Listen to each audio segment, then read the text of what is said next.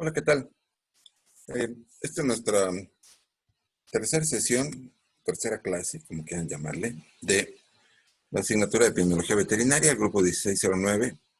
Esta sesión está programada para verse el lunes 5 de octubre. Mi nombre es Jorge Francisco Monroy López y el tema que vamos a ver el día de hoy es el desarrollo de la epidemiología veterinaria ahora ya en nuestro país. Definitivamente ha habido una gran cantidad de hechos históricos que pues de alguna manera contribuyeron para que nuestra disciplina, la epidemiología, se desarrollara mucho en este país.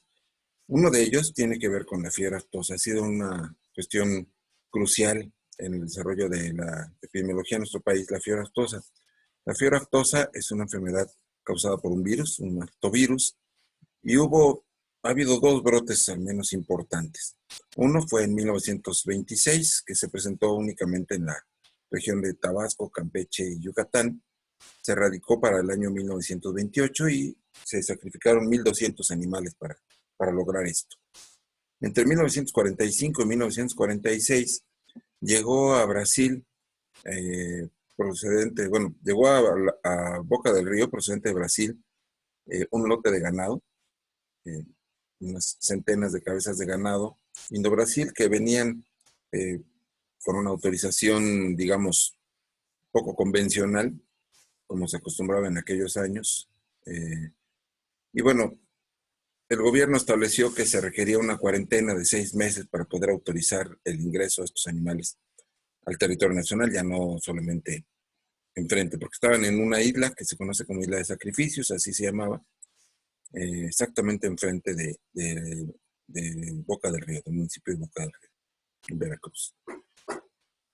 Transcurrido el tiempo reglamentario, 6 meses, y después de haber hecho pruebas y que resultaban negativas, y que los animales no presentaban ni un solo signo de esta enfermedad, se decidió autorizar el ingreso del ganado. Sin embargo, tan pronto empezó a entrar al país el ganado, semanas después, por donde fue entrando, seguía el recorrido de la enfermedad y se diseminó rápidamente a una gran cantidad de entidades de la República. En el año de 1947, desde el 46 y el 47 se estableció una campaña a través de un organismo internacional que se creó, un organismo binacional, mejor dicho, la Comisión México-Americana para la Prevención de la Aftosa, Comisión para la Aftosa, por eso le decían CPA, cuyo logo espero que se alcancen a ver aquí y que la imagen mía no distorsione aquí el logo. Ese logo prevalece hasta la actualidad. Esa comisión tenía una participación de 80-20, es decir, el 80% de los recursos los ponía el gobierno de Estados Unidos, que estaba muy interesado en que esta enfermedad se quedara aquí y de hecho se acabara aquí para que no cruzara su frontera, porque esta enfermedad es devastadora. En realidad no hay mortalidad grave, prácticamente no hay mortalidad. Y entonces, ¿por qué es tan importante? Bueno, porque se disemina muy fácilmente. Es muy, muy sencillo que el virus llegue a otros animales y se infecten y produce bajas en la producción extremadamente altas. Los animales presentan lesiones en ubre, en hocico y en las patas, y esto hace que, pues, si uno quiere ordeñarlos, les duele y dejan de ordeñar, dejan de producir leche, dejan de comer y dejan de caminar. Entonces la producción se va prácticamente a cero, pierden peso, en fin, es una enfermedad que atenta en contra de la producción. No es importante por la mortalidad, insisto, unos cuantos becerros pueden llegar a morir, pero realmente la importancia no es por esto, sino por las bajas en la producción y aparte porque es una barrera no arancelaria, es decir, cuando un país tiene fiebre aftosa, sus mercados de inmediato se cierran, ya no puede vender animales ni productos, o es muy difícil hacerlo a otros países. Entonces, bueno, ese problema tuvo México y primero se estableció, decíamos, el control con el rifle sanitario. El rifle sanitario no es otra cosa que cavar con una excavadora, una motoconformadora, un equipo importante meter a los animales en esas zanjas que tienen que ser más profundas que la altura que tengan ellos. Dispararles. El ejército trabajó junto con los médicos veterinarios de aquella época. Los veterinarios identificaban los animales positivos. Todo el lote se tenía que eliminar, es decir, todos los animales que estuvieran en la unidad productiva y en los predios circundantes tenían que ser sacrificados de esta forma con el ejército. Ahí vemos las zanjas. Y bueno, esto era terrible, sobre todo porque en otros países ya se había hecho, pero en países desarrollados, por ejemplo en el Reino Unido, tuvieron un brote en 2001 y bueno, son pérdidas económicas, tuvo un impacto del 7% en el Producto Interno Bruto de aquel país, pero imaginémonos en México de la posguerra, después de la Segunda Guerra Mundial, en donde pues estábamos apenas empezando a abrir las salas y la guerra cristera estaba todavía muy reciente.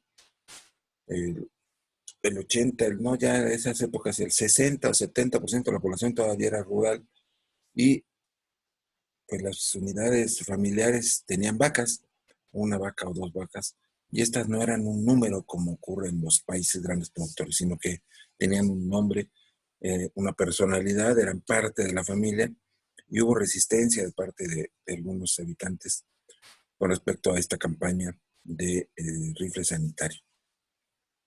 A tal grado que hubo revueltas y de hecho los colegas fallecieron y soldados del ejército a consecuencia de estos levantamientos. La gente estaba armada todavía, la revolución era más o menos reciente y había seguido la guerra cristera. Y justamente en las zonas donde fue la guerra cristera con más intensidad, en el Bajío mexicano, pues hubo una defensa muy relevante, ¿sí? 23.424 animales simplemente se sacrificaron en Veracruz en el año 1953. Pero se tuvo que cambiar la estrategia, se consiguió una vacuna suficientemente efectiva y se logró erradicar en el año de 1954. Hubo dos grandes consecuencias importantes para este fin con respecto de la fiebre aftosa, que fue la creación de la CPA.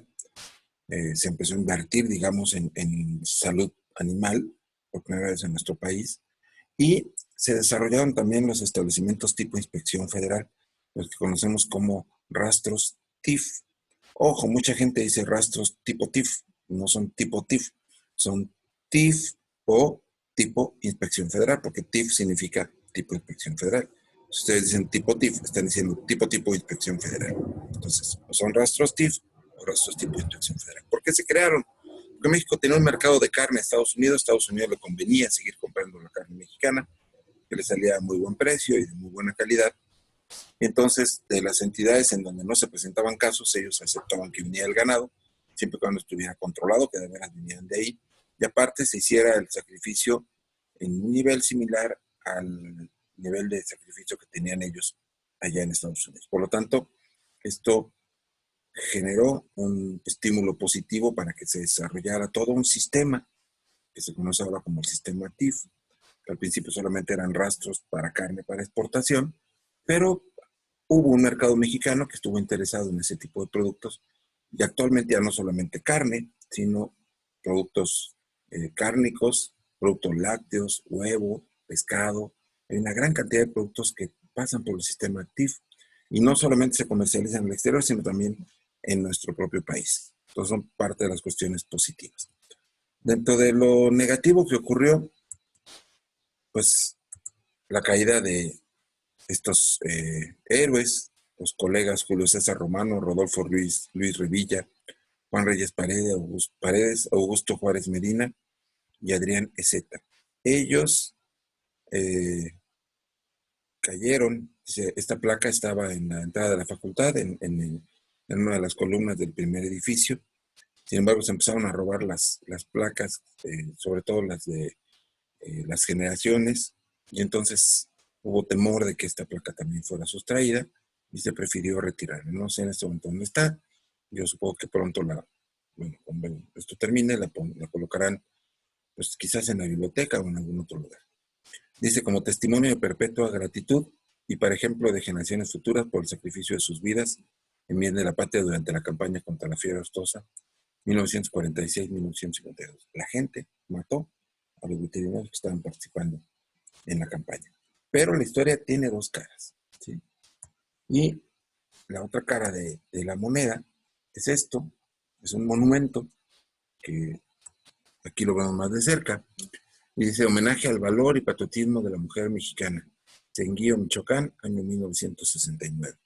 50 aniversario, doctora Teodora Medina Guijosa, heroína de los acontecimientos de la fiebre aftosa, 1947-1997.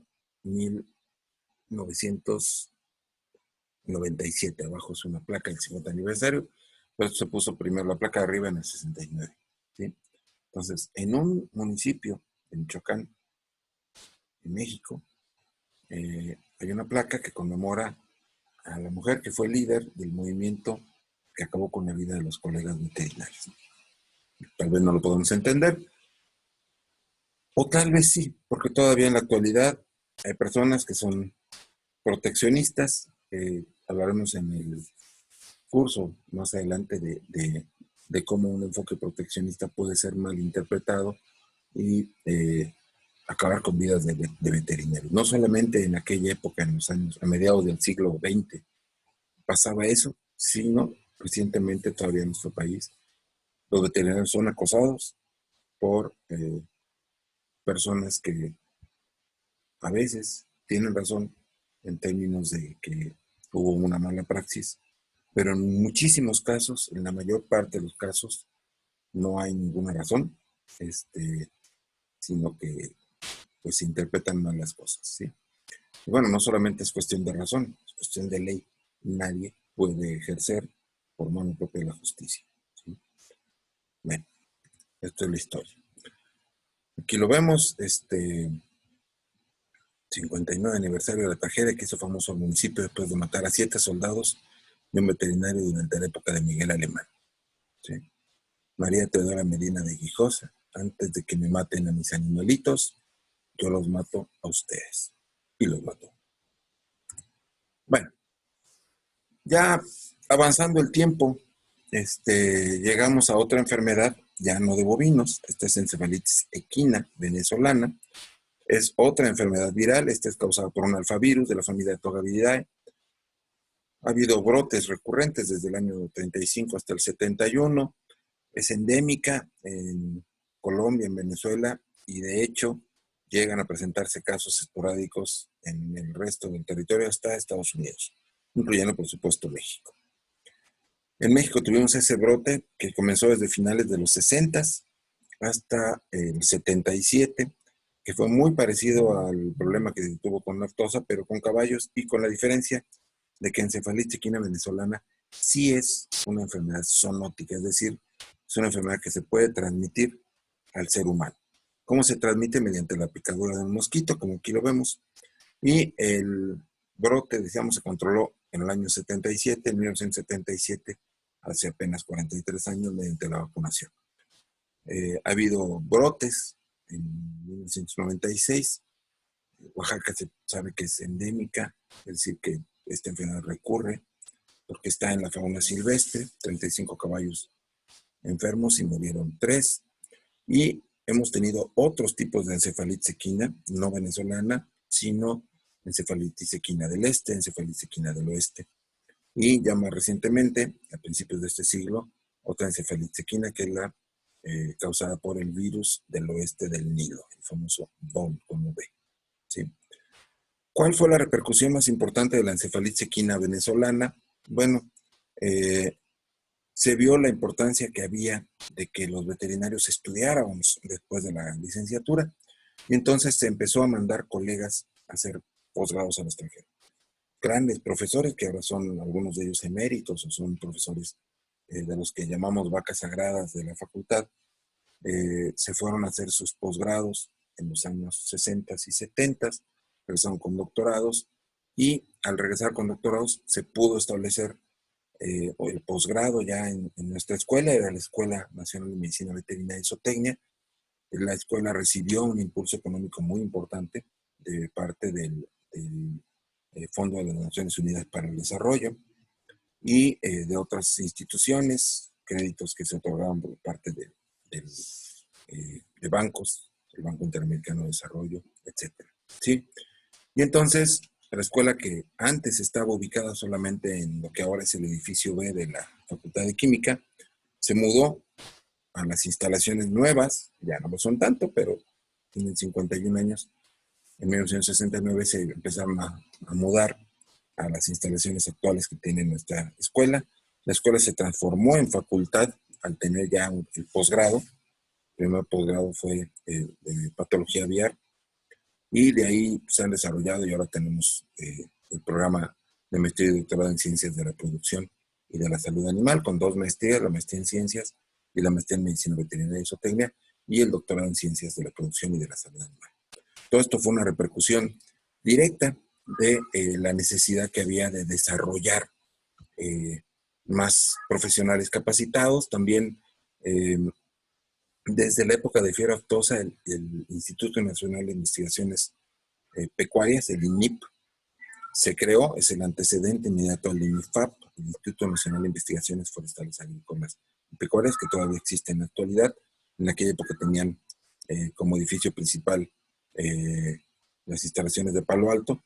Bueno, por cierto, también está el laboratorio de alta seguridad, uno de los laboratorios de alta seguridad del CL3 de la CPA, ¿sí? En las instalaciones históricas de Palo Alto.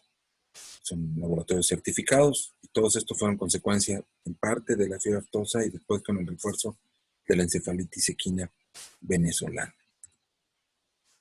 Otro problema en el ganado fue la enfermedad conocida como gusano barrenador. Aquí los vemos, estos son las barrenas, estos son los gusanos que se introducen en cuanto hay una herida, llega la mosca se llama Cocleoma omnivorax, es un díptero, se llama mosca, y esta mosca deja sus huevos, la mosca hembra deja los huevos ahí, y los huevos, como son insectos, ya saben, salen las larvas son estos gusanos, y barrenan, es decir, perforan el tejido subcutáneo y se van metiendo, produciendo unas gusaneras terribles.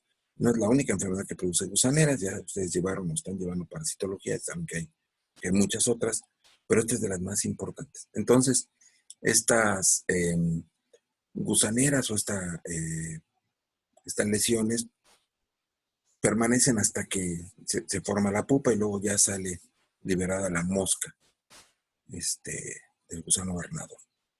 Entonces se creó a partir de la CPA otra comisión, la Comisión México-Americana para la Erradicación del Gusano Barrenador del Ganado.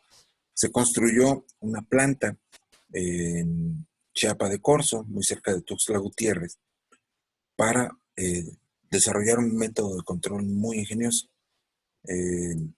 Por supuesto con la ayuda del gobierno americano, por los recursos y por la cuestión de energía nuclear. Se esterilizaba, o sea, era una fábrica de moscas, se obtenían moscas machos, las moscas macho se sometían a radiación, esta radiación, ahí en la basura, esta radiación esterilizaba a las moscas y entonces las moscas ya no eran fértiles. Estas moscas se cruzan una sola vez en la vida, entonces la mosca hembra buscaba al macho, ella creía que estaba fertilizada, probablemente ponía sus huevos en las heridas, pero no eclosionaban los gusanos y no se cierra el ciclo, por lo tanto, deja de haber mosca.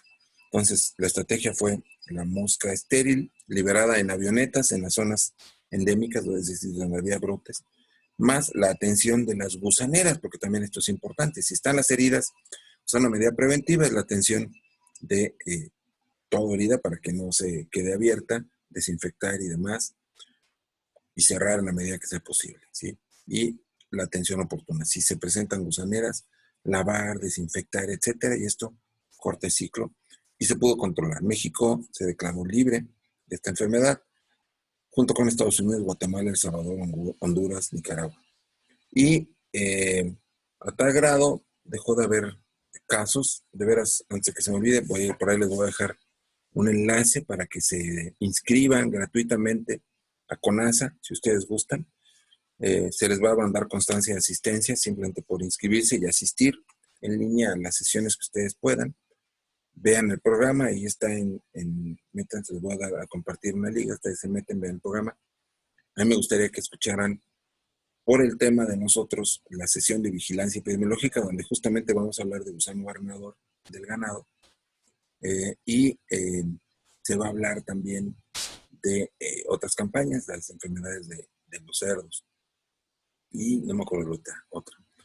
Yo voy a participar también en la mesa de trabajo del Comité de Salud y Producción Acuícola, y también en la de inocuidad, pero ahí mi participación es mucho menor. Estoy en los 3 comités, pero vean el programa porque seguramente va a haber temas que les puedan interesar, ¿sí? El que participe y una vez que reciba su constancia de participación, ya sabe, me hace un resumen junto con la captura de la PDF de la constancia, porque se la van a mandar, y entonces esa es una oportunidad de tarea extra. Ya platicaremos. Bueno, ya les pondré las indicaciones aquí. Entonces se radicó la planta, después se desmanteló y se trasladó a Panamá, y ahora Panamá es el tapón de esta enfermedad para que no suba desde Sudamérica a nuestro país. La enfermedad de Nucastre velogénica la hemos tenido muchísimo tiempo.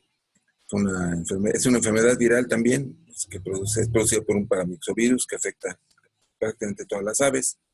En nuestro país se han encontrado las cepas Querétaro e Iztapalapa, de ahí dice I, debe ser E. Y hemos tenido epidemias importantes en el 52, en el 70 y en el año 2000.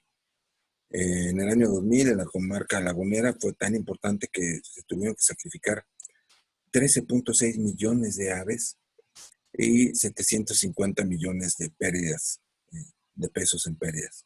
El sacrificio fue mediante el control, mejor dicho, el control fue mediante el sacrificio de las aves infectadas, igual en las parvadas donde salían positivas, y hubo que dar indemnización a las personas y vacunar en el país, en las zonas donde se habían presentado las enfermedades. Se fue regionalizando, es decir, se logró, ya hablaremos de qué es la regionalización, pero la regionalización en términos generales consiste en que una vez que en una zona ya no se presentan casos, se pueden suspender las actividades que estaban llevando a cabo en la campaña. Por ejemplo, dejar de vacunar, solamente se hace vigilancia epidemiológica y se va reduciendo el tamaño de la zona en control, así se le llama, y van incrementando en las zonas libres hasta que nuestro país se declaró libre de esta enfermedad. Es una de las tantas enfermedades de las que México se ha declarado libre. La enfermedad hemorrágica viral de los conejos, bueno, la tuvimos entre 1989 y 1992. Actualmente acaba de regresar la enfermedad de la fiebre hemorrágica de los conejos, o enfermedad hemorrágica viral de los conejos, pero es una cepa diferente. Es también un calicivirus. En aquel caso, en aquel brote, llegó de China, procedente por un embarque ilegal de canales que intentaron meter a Estados Unidos a través de San Francisco, el puerto de San Francisco, un embarque de canales de conejo congeladas procedentes de China. No las aceptaron ahí, pero les dejaron que entraran, que usaran al país como tránsito, es decir, que pasaban, pero sin poderlas desembarcar. Intentaron pasarlas a México desde la frontera de Tijuana, pues en Mexicali, San Luis de Colorado, y fueron recorriendo toda la frontera con México hasta llegar al Golfo. En ningún lado los dejaban pasar porque los papeles no eran seguros, no tenían todos los requisitos. Pero encontraron tristemente a un colega en la frontera de Brownsville, Texas, que de este lado de Matamoros, y pues ahí sí, finalmente pudieron pasar. ¿Sí? Este embarque llegó directamente a la zona de Cuautitlán, a una bodega muy grande de unos almacenes gigantescos que distribuyen a una empresa que en aquel tiempo se llamaba Aurrera y que ahora es conocida como Walmart, y se distribuyeron a diversas tiendas. Aquí lo importante, ¿por qué pongo a CONASA? Bueno, porque empezó a haber comunicación entre los colegas y todo el mundo empezó a decir es que hay muchos casos de una enfermedad hemorrágica misteriosa en los conejos, ¿sí? Y entonces esta enfermedad hemorrágica misteriosa no sabía si era viral o era una intoxicación porque no había signos previos, no respondían los antibióticos, era como que muy repentina en un periodo de tiempo muy corto. Finalmente se determinó que sí era un virus. Recordemos que estamos en los años 80, es 89, principios de los 90. Por lo tanto, Internet no estaba desarrollado en nuestro país, las noticias nos llegaban mucho tiempo después. Europa estaba siendo azotada por este brote y China también. Sí, los chinos se deshicieron de los canales, a ver qué imbécil no los compra, y México dijo yo, los compraron y bueno, tuvimos este brote. ¿Cómo se diseminó? La historia que cuenta el doctor Juan Gay Gutiérrez, que fue el que estuvo a cargo del control de esta epidemia en aquella época, dice que apareció un personaje misterioso conocido como el Viejo del Costal. Y este personaje aparentemente iba y recogía la mortalidad en las granjas de conejos y después la revendía probablemente para hacer michiotes. En fin, lo importante es que él aparentemente encontró unos tambos afuera de este almacén que les mencioné con las canales, las tomó, se las llevó y las vendió. Y entonces, bueno, también pasó por otras granjas y se supone que diseminó la enfermedad. Es la única forma en la que se encontró la explicación y después ya solita se empezó a diseminar. Esta enfermedad se controló mediante una campaña de donación voluntaria que implicaba que pues, las personas donaron a sus conejos. Y esto no fue difícil porque se empezó, a pesar de que se dijo no sigas nada y mantén esto en un bajo perfil, pues todo el mundo se empezó a asustar porque había una enfermedad misteriosa que estaba afectando a los conejos. Y la gente no sabía si se transmitía al humano o no, no se transmite, pero la gente dejó de comer conejo. Y los conejos que tenían en casa querían deshacerse de ellos lo más pronto posible. Y entonces se pusieron en las esquinas de las colonias, en las zonas donde había poblaciones de conejos, incluyendo la Ciudad de México, eh, camionetas en las que participaban estudiantes en estas campañas. Done aquí a su conejo. Y la gente llevaba el conejo. Y esto se prefirió a intentar hacer el rifle sanitario, que aparte era difícil. Imagínense cómo cavar en las calles de Narvarte o qué sé yo, y traer a los conejos que salían con las manos en alto, y métete ahí y dispararles a todos. Era complicado. Entonces la gente llegaba, donaba los conejos, los niños, ¿a dónde llevan a mi conejo? A una granja, porque va a estar muy feliz allí en el campo. Y entregaban un vale a las personas, con esto usted puede canjearlo por un conejo cuando esto acabe, ¿no? Y en realidad se los llevaban entre otros lugares a la facultad. Allá los recibíamos en el horno. Bueno, previamente se sacrificaban y luego se incineraban los animales en este horno de patología en la sala de necropsia, donde ustedes conocen. Bueno, destrucción voluntaria de conejos infectados y limpieza. Y como consecuencia nos dimos cuenta que había que crear un medio de comunicación efectivo, eficaz, eficiente entre los colegas, y se creó un órgano consultivo que se llamó Consejo Técnico Consultivo Nacional de Salud Animal y que ahora conocemos como CONASA, que tiene 22 comités funcionando, en donde muchos de sus profesores trabajamos para CONASA gratuitamente. Es un cargo honorario, es decir, no cobramos ni un peso por participar en CONASA, pero es un honor participar en CONASA, ¿sí? Y entonces emitimos opiniones y recomendaciones al gobierno federal en materia de salud y producción animal. En los años 70 empezó una crisis económica muy importante en el mundo, una crisis petrolera. El petróleo estaba arriba de 50 o 60 dólares. Y entonces los países exportadores de petróleo se pusieron muy duros y los que compraban, que eran Estados Unidos, Europa, Japón, dijeron, bueno, Estados Unidos también produce, pero consume más de lo que produce. Y entonces dijeron, no, vamos a hacer algo porque esto está carísimo. Y parte de las medidas que tomaron, entre ellos el Reino Unido, fue modificar sus sistemas de elaboración de harinas. Antes todos los despojos, todo lo que sobra, los huesos y pellejo, lo que no nos comemos, se va todavía a plantas que se conocen como plantas de rendimiento, donde todos estos despojos, inclusive los alimentos descompuestos, todo se lleva ya, se meten en hornos a temperaturas, se metían a temperaturas superiores a 135 grados centígrados y se pulverizaban. Y con esto se hacían materias primas para alimentos para animales, ¿sí?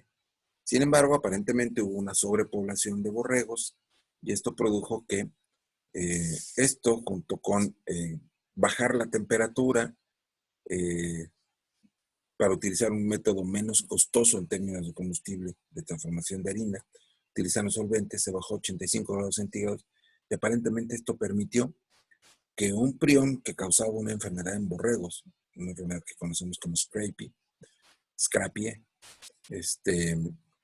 se pudiera adaptar a los bovinos y entonces teníamos una nueva enfermedad llamada enfermedad de las vacas locas, porque justamente produce trastornos nerviosos en las vacas que las hace parecer locas, pero ellas en sí, lo que pasa es que están comiendo harina de carne y hueso, contiene estos priones y que les produce unos espacios vacíos dentro del cerebro que se conocen justamente como encefalopatía espongiforme, con forma de esponja en bovina.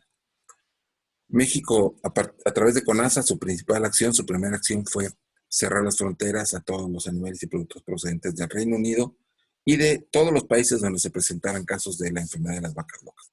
Y esta estrategia, junto con un programa muy intenso de vigilancia epidemiológica, del cual ya platicaremos más adelante, y el establecimiento del Sistema Nacional de Identificación Individual del Ganado, el SINIGA, logró controlar a la población bovina y no hemos tenido casos de enfermedad. Hemos sido ya reconocidos por la Organización Mundial de Sanidad Animal, por la OIE, como un país de riesgo insignificante para esta enfermedad. Influenza aviar es una enfermedad que se ha presentado tradicionalmente en nuestro país, que se seguirá presentando porque por nuestro país pasan aves migratorias y las cepas que han sido más importantes en términos de brotes epidémicos en México han sido H5 y H7. Sabemos que en México en humanos afectó la influenza humana H1N1, pero afortunadamente hasta ahora las H5 y las H7 parece que no tienen una posibilidad de transmitirse entre humanos. Si nos llegamos a infectar, si estamos en contacto directo con estas enfermedades, en condiciones muy particulares se han llegado a presentar casos en ciertos países, pero en sí es un problema fundamentalmente de sanidad avícola. Y bueno, se ha podido controlar, se ha podido erradicar. México tuvo durante muchos años una campaña de vacunación contra influenza aviar de baja patogenicidad y con eso se protegía contra la influenza aviar de alta patogenicidad. Aquí vemos algunos brotes epidémicos y su distribución en los 2000, en los años 2000, y H5N1, H7N2, H7N3, H7N7 y H9N2, que son los causantes de algunos de los brotes de principios de este siglo. La nueva normalidad, pues ya sabemos, tenemos una enfermedad pandémica, COVID-19, causada por el virus SARS-CoV-2, que ha hecho que esto sea familiar. Esto es justamente una reunión de mi Comité de Vigilancia Epidemiológica de CONASA, y ahora todas las reuniones que tenemos es por esta vía, o como estamos nosotros, a través de webinars o YouTube, o videos, etcétera, ¿sí? Es decir, las enfermedades en nuestro país han impactado, en el mundo han impactado, pero en general siempre han dejado algo positivo. Nosotros suponemos que esta pandemia nos va a dejar algo positivo, aunque ahorita no lo veamos porque estamos inmersos en ella, pero muy probablemente van a mejorar las condiciones de vida, de convivencia, vamos a mejorar nuestra higiene, vamos a cambiar algunos hábitos como abrazarnos y besuquearnos cada vez que nos saludábamos, y ahora pues vamos a saludarnos un poco más al estilo oriental, vamos a mantener la sana distancia, nos vamos a lavarnos las manos, vamos a utilizar cubrebocas y gogles y vamos a dejar de estar en lugares hacinados y poco ventilados. Es decir, eso es lo que esperamos nosotros, que la pandemia sea para bien, como vemos que ha ocurrido en periodos anteriores. Y este es el cuestionario para entregarse el jueves, a más tardar a las 11. Dice, ¿cuál fue la primera estrategia utilizada para el control de fiebre aftosa en el brote de los años 40 en México? Acuérdense, no solo se limiten a lo que yo les diga aquí, sino búsquense, documentenlo. Se califica mejor una tarea que está bien documentada, que buscaron algún libro, muchísimas publicaciones respecto a todo esto que estamos viendo aquí, ¿no? ¿Por qué se dejó de utilizar ese método? Y finalmente, ¿cuál fue la estrategia que se utilizó para erradicar la fiebre aftosa en nuestro país? ¿Cómo se transmite la encefalitis equina venezolana en México? ¿O cómo se transmite, pues? La encefalitis equina venezolana es una zoonosis. ¿Cómo se controló el gusano barrenador del ganado? ¿De dónde y cómo llegó a nuestro país la enfermedad hemorrágica viral de los conejos? ¿Cuál fue la estrategia que se usó para erradicarla? ¿Cuál es la hipótesis que explica el origen de la encefalopatía porciforme bovina, conocida como enfermedad de las vacas locas? ¿La influenza aviar puede convertirse en una zoonosis? Eso no lo respondí del todo ahora, pero también lo pueden comentar. ¿Y qué consecuencias positivas han tenido las epidemias de enfermedades de los animales en nuestro país? Esta es la última y pues yo les agradezco y hasta la próxima.